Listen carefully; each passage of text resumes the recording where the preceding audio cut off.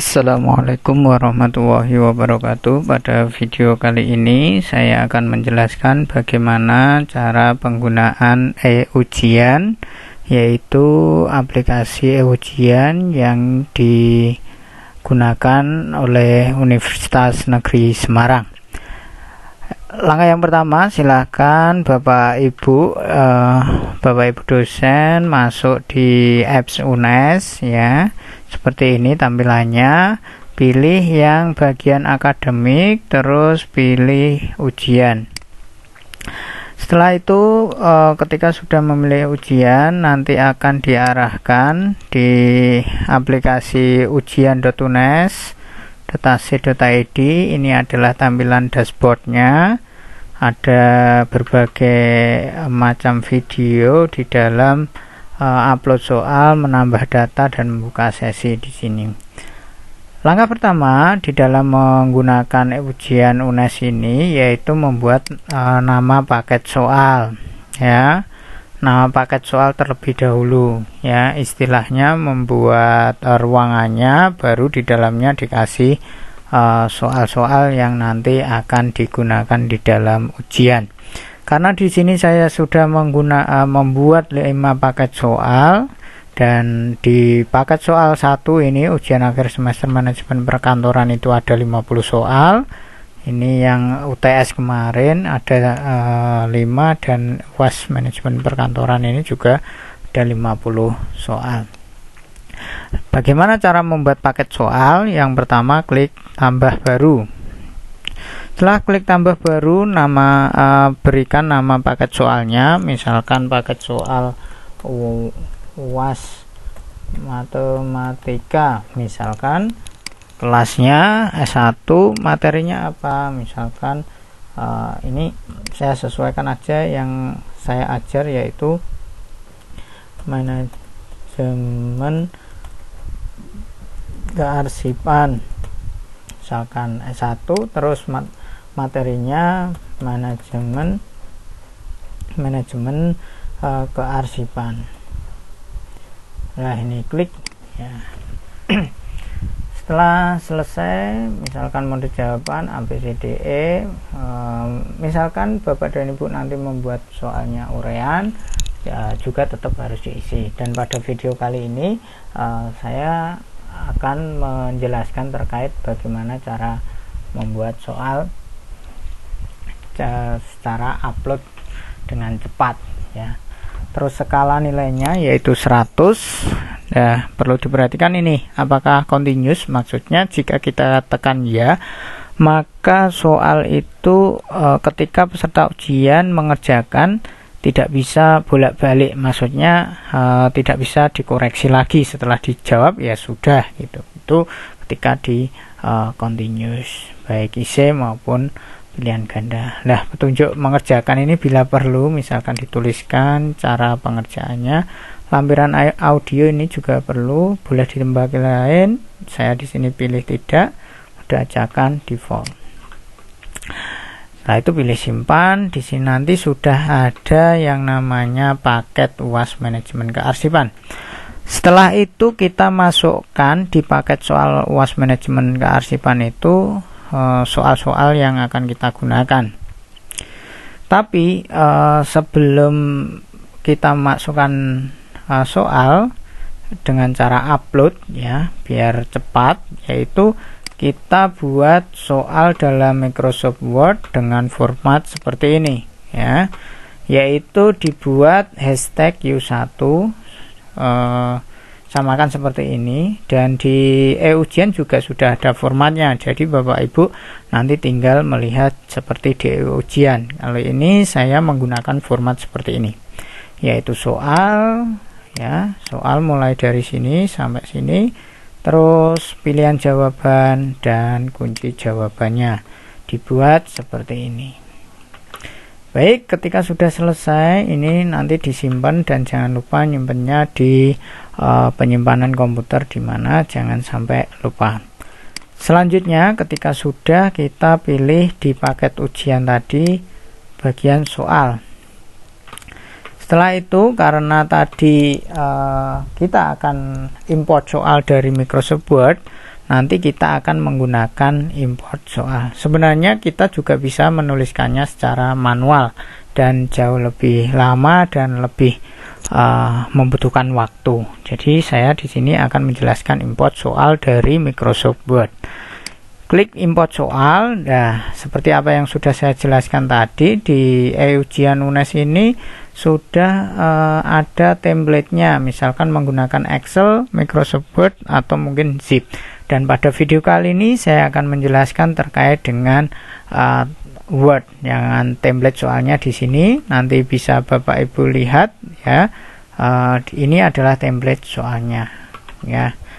Setelah itu dibuat tadi seperti ini, dibuatnya seperti ini Word, disimpan dalam bentuk Word juga ya. Setelah selesai disimpan, kita langsung import, yaitu browse, dicari tadi Bapak Ibu nyimpen soalnya di mana. Misalkan ini saya gunakan yang manajemen perkantoran untuk contoh. Terus klik proses import. Nah, nanti ketika proses import berhasil, nanti akan muncul tampilan seperti ini. Soal-soal Bapak dan Ibu semuanya sudah masuk di ujian. Nah, ini kan soalnya misalkan dalam jumlahnya soal 50, misalkan nilai maksimalnya biar 100, jadi masing-masing soal harus diberi skor 2. Caranya bagaimana untuk memberi skor?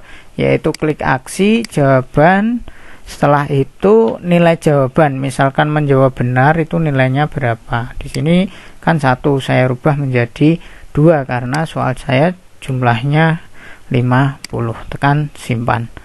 Terus kembali lanjut ke soal 2, klik aksi jawaban soal, cari jawaban yang benar. Ini kan C, jadi saya pilih C, saya rubah dari 1 menjadi 2 karena setiap soal jika dijawab benar poinnya 2. Simpan.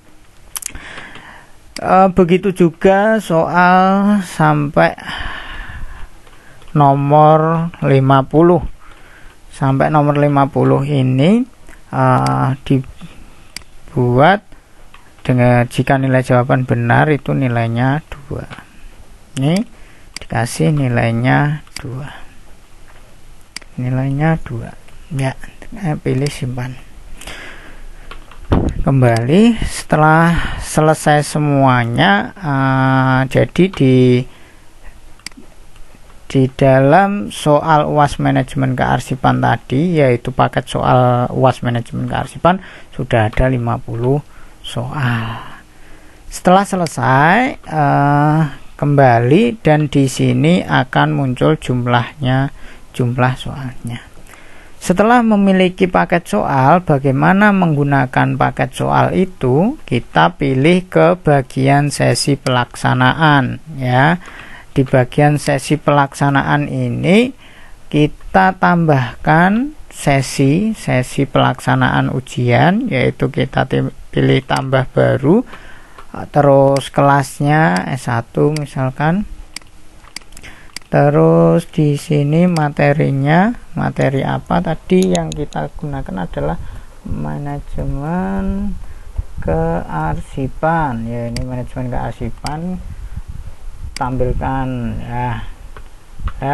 Nanti akan muncul jika soalnya itu kan banyak, Bapak Ibu sudah membuatnya berkali-kali kan mencarinya susah. Nah, di sini kita lihat dulu untuk memastikan soalnya seperti apa. Ya, ini untuk memastikan soal yang kita inginkan benar atau tidak. Ketika sudah sesuai, kembali dan kita pilih. Setelah kita pilih keterangan sesi, misalkan sesi UAS kelas UAS manajemen kearsipan kelas PAP 2018 misalkan A.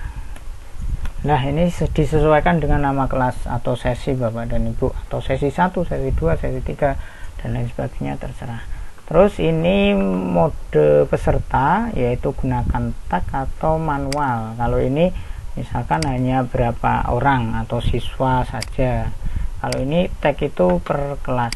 Saya mencari di manajemen kearsipan. Cari di sini manajemen kearsipan. Ya, kelas ini kelas hari Senin. Ya, manajemen kearsipan hari Senin. Waktu mulainya tanggal berapa, ya tinggal di setting tanggal, jam, ya tanggal, jam, dan lama mengerjakannya berapa menit, misalkan 90 menit. Nah, ini juga harus diatur Bapak dan Ibu, tanggal berapa mulai mengerjakan ujian. Misalkan tanggal misal contoh saja tanggal 30 bulan Januari 2021 jam 12.00, misalkan seperti ini, ya. Apakah waktu fleksibel? Tidak. Kalau tidak itu dikerjakan secara serentak. Jadi kalau diisi ya, nanti boleh dikerjakan kapanpun tanpa harus dibatasi oleh waktu. Nah, di ujian ini difasilitasi dengan kamera pemantau Bapak dan Ibu, dan kamera pemantau beta ini dapat diaktifkan untuk memantau peserta melalui tampilan monitoring. Ya, hal ini juga Bapak Ibu mempertimbangkan kualitas internet dari perangkat yang digunakan oleh peserta. Ya, di sini biar lebih ringan saya tidak menyalakan.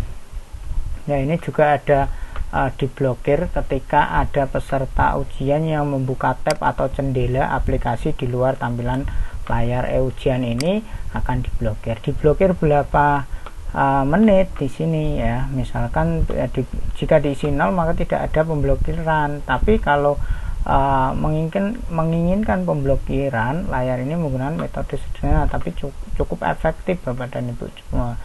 Ini akan digunakan untuk memblokir berapa menit, ya. Kalau misalkan 1 menit ya 60 detik. Jadi 60 detik itu tidak bisa beranjak ke soal berikutnya. Ini device yang diperbolehkan, atau Bapak dan Ibu bisa membatasi apakah harus menggunakan laptop, HP atau tablet. Kalau di sini saya centang semuanya biar bebas memilih device-nya. Browser ini jika dibatasi browser yang ingin digunakan, ya. Kalau iya ya apa saja browser yang ingin digunakan, Chrome, terserah. Di sini saya tidak membatasi browser yang digunakan. Nah, tampilan hasil akhir, tampilan kesalahan tidak saja, tampilan pembahasan tidak, sesuaikan dengan keinginan Bapak dan Ibu semuanya. KKM-nya misalkan 70 atau 60, terserah Bapak dan Ibu, pilih simpan. Nah, nanti di tampilan mahasiswa, ujian mahasiswa akan tampil waktu dan tempatnya di mana, ya. Misalkan tadi dilakukan secara di ruangan. Ini dilakukan serentak 90 menit tanggal 30 Desember 2021 selesainya. Demikian cara penggunaan ujian UNES, mudah-mudahan bermanfaat, ya Bapak dan Ibu. Jika ada kendala silahkan tulis di kolom komentar. Sekian dari saya. Assalamualaikum warahmatullahi wabarakatuh.